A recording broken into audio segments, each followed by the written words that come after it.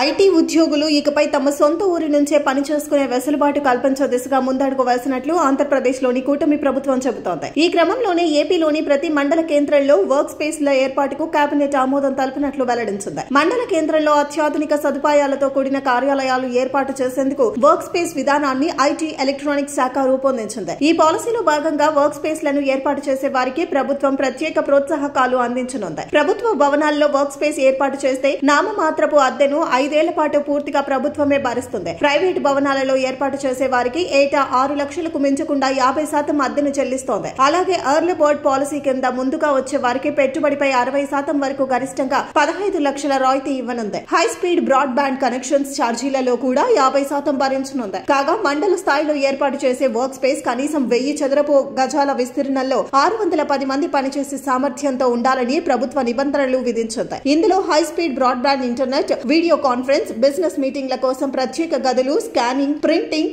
లాకర్లతో పాటు నిరంతర విద్యుత్ సరఫరా వంటి సదుపాయాలు తప్పనిసరిగా ఉండాలి. విద్యార్థులు, నిపుణులకు డిజిటల్ నైపుణ్యాల్లో శిక్షణ ఇచ్చేందుకు అవసరమైన సౌకర్యాలు కూడా కల్పించాలని పాలసీలో పేర్కొన్నారు.